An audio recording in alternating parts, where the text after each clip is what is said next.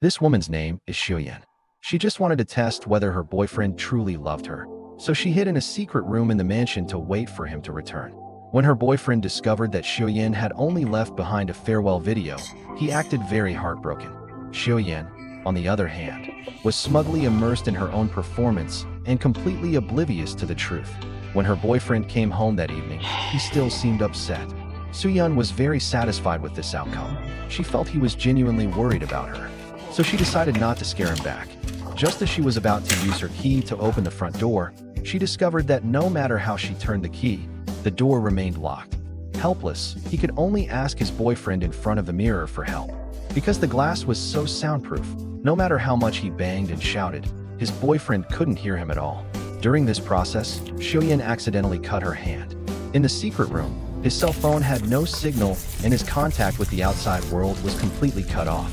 Although there was some temporary shock, as time went by, the food ran out, and he could only barely survive by eating 7 or 8 pieces of instant noodles. She met her boyfriend, Jin Chung, from a band she worked with abroad, and her return to Korea was to hold their wedding. Before returning to Korea, Soo-yeon's mother had bought a luxury house in Seoul for them as a wedding gift, and the decoration of the house was handled by her good daughter, Yeo-ju. The poor boy, Chung-jin, became a music conductor in Seoul thanks to his girlfriend's family connections. As their wedding date approached, Chung-jin returned home one day to find that his girlfriend had left only a farewell video before disappearing. In the video, Soo-yeon said that she wasn't sure about their relationship and wasn't ready to get married. She also said that she had gone to Europe and hoped her boyfriend wouldn't come looking for her. Soon, Chung-jin told his future mother-in-law the news. The mother-in-law said that it was all because she spoiled Xiuyan too much that Xiuyan became so arrogant. However, Xiuyan's disappearance left no trace, no video recordings, no spending records, and no evidence to prove that she had left. Hanka said that as the performance time was getting closer and closer, Xiuyan disappeared at the crucial moment. But the performance had to continue. So the mother-in-law arranged for her colleague, cellist Meiju, who was also Xiuyan's junior, to fill the vacancy. Meiju's theft brought new eroticism to the town's life, and the two developed feelings for each other during their time together. One day, Qingxiang happened to run into Meiju, whose car had broken down, so he decided to take her home. In the car, the two had a passionate encounter. Qingxiang decided to invite Meiju to dinner before going home. Faced with the invitation, Meiju, being the handsome one she was, began to play along at the barbecue restaurant. They drank and pondered their own thoughts. From Meiju, they learned that he was an orphan whose parents died in a car accident when he was very young. After the meal, with the help of the proprietress, the two returned to the car safely. While waiting for the driver, Chung Jun kept thinking about Meiju. Looking at the rain outside the window, Meiju said that he was still not satisfied and wanted to drink some more, but then sighed and said that they should all be closed at this time. At that moment, the image of Meiju reappeared in Qingjin's mind. Qingjin then suggested that they come to his house for a drink.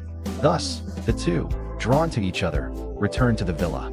Fueled by alcohol, their passion ignited, and after a few encounters, Meiju sent Qingjin a text message explaining that the incident occurred because she had drunk too much the previous night. To avoid repeating the same mistake, she decided not to contact Qingjin again. Afterward, Qingjin became depressed and spent every day repeatedly looking at that text message on his phone.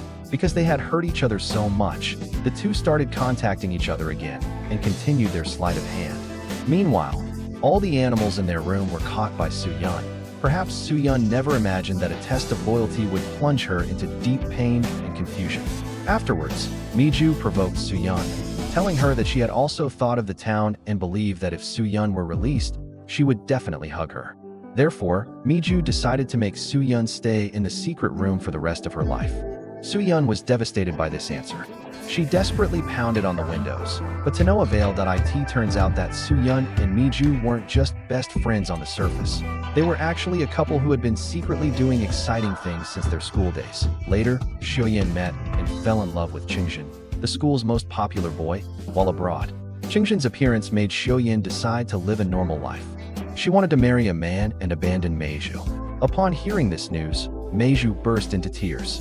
In fact, Meiju was also involved when Soo-yeon planned to hide in the secret room to test her boyfriend. It was she who switched the key to the secret room, which led to Soo-yeon being trapped inside.